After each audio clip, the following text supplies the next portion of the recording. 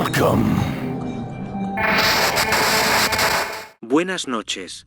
Bienvenidos a Ecos Siniestros. En el corazón del centro histórico de la Ciudad de México, la tienda llamada La Gema Real brillaba con un esplendor inigualable. Los escaparates exhibían deslumbrantes piezas de antigüedades sobre las culturas prehispánicas, joyería, aretes y todo tipo de accesorios que atrapaban la luz del sol y la convertían en destellos hipnóticos. Entre sus clientes habituales se encontraba Sofía, una joven diseñadora gráfica que había ahorrado durante meses para comprar un regalo especial para su madre. Una tarde de viernes, Sofía cruzó el umbral de aquel lugar. La puerta, adornada con motivos barrocos, se cerró tras ella con un ligero crujido. El interior de la tienda era aún más impresionante. Candelabros de cristal pendían del techo, iluminando las vitrinas repletas de anillos, collares y pulseras de un brillo exquisito. Sofía se acercó a una vitrina que contenía un collar de esmeraldas y diamantes.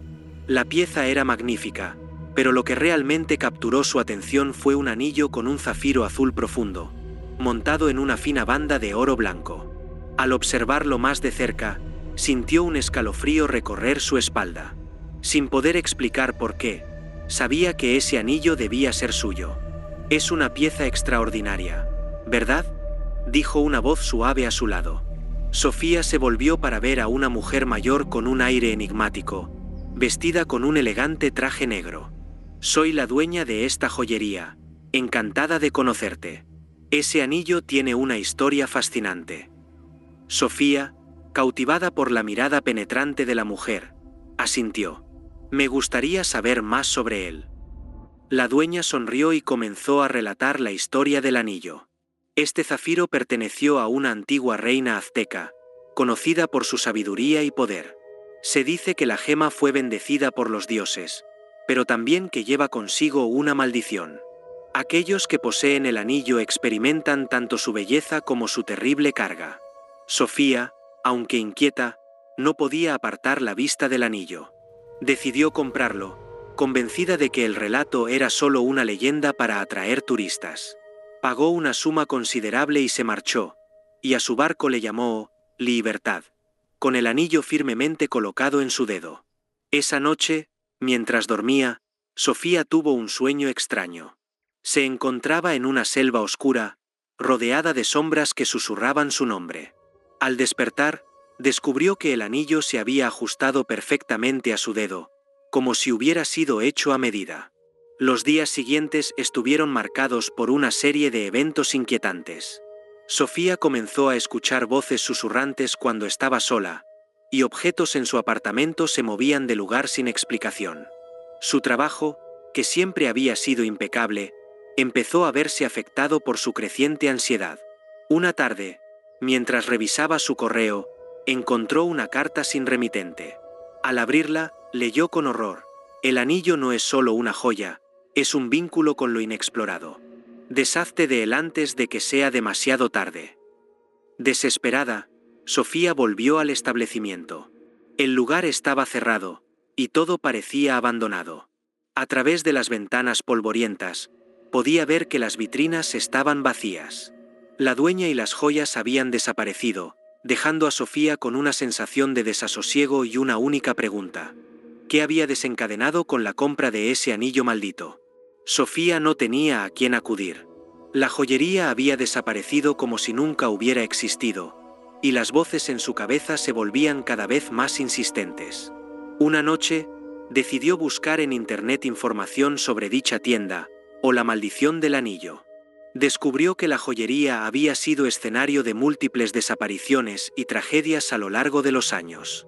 Los testimonios de antiguos clientes relataban historias similares: objetos que se movían solos, voces susurrantes y una sensación constante de ser vigilados. Ninguno de ellos había logrado deshacerse del anillo.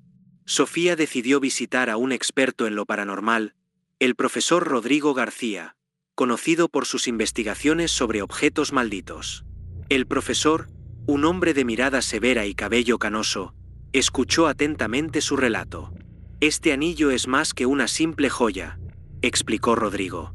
«Está vinculado a una energía oscura y antigua.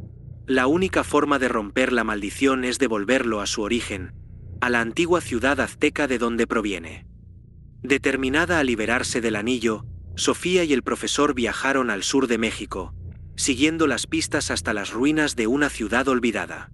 En el centro de las ruinas encontraron un altar antiguo, cubierto de inscripciones en náhuatl. Rodrigo tradujo las palabras: «Devuelve la ofrenda a la tierra de los dioses y serás liberado». Sofía, con el anillo en la mano, se arrodilló ante el altar. Sentía la presencia de fuerzas invisibles a su alrededor, observándola. Colocó el anillo sobre el altar, y en ese momento, el suelo comenzó a temblar. Una luz intensa envolvió el anillo, que empezó a desintegrarse ante sus ojos. Las voces cesaron de inmediato, y una paz inexplicable la envolvió. Sofía y Rodrigo regresaron a la ciudad, sabiendo que habían cerrado un ciclo oscuro y peligroso. Sin embargo, al llegar a su apartamento, Sofía encontró una pequeña caja en su mesa. Dentro de la caja, descansaba otro anillo, esta vez con una esmeralda verde. Una nota acompañaba la joya: «El poder nunca desaparece, solo cambia de forma». Sofía comprendió que la maldición no había terminado.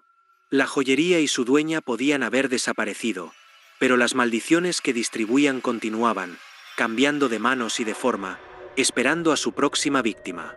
Ambos se quedaron observando el anillo de esmeralda que había aparecido misteriosamente en el apartamento. La nota que lo acompañaba resonaba en la mente de Sofía: «El poder nunca desaparece, solo cambia de forma». Rodrigo, con su vasta experiencia en lo paranormal, supo que el peligro no había terminado. «Tenemos que destruir este anillo también», dijo con urgencia. «Pero debemos ser extremadamente cuidadosos. La energía que contiene puede ser aún más poderosa que la del zafiro».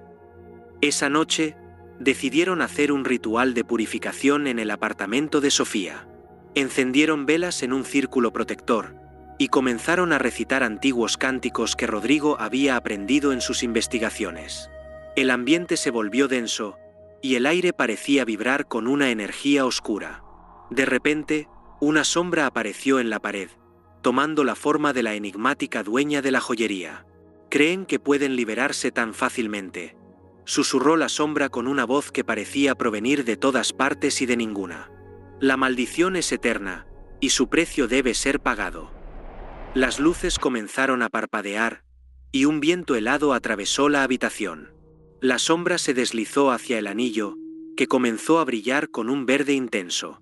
Rodrigo, con determinación, se acercó al anillo con la intención de destruirlo, pero la sombra lo detuvo, lanzándolo contra la pared con una fuerza invisible. Sofía, llena de pánico, intentó ayudar a Rodrigo, pero se sintió paralizada. La sombra se volvió hacia ella, y una sensación de desesperación y terror la envolvió. Escuchó voces susurrantes en su mente, cada una más desesperada que la anterior. «Únete a nosotros», decían. «No hay escape». Rodrigo, herido pero determinado, logró levantarse y tomó una de las velas, arrojándola sobre el anillo. Las llamas lo envolvieron, y la sombra emitió un grito desgarrador, como si miles de almas estuvieran siendo torturadas. La habitación se llenó de un humo espeso, y Sofía sintió que se ahogaba.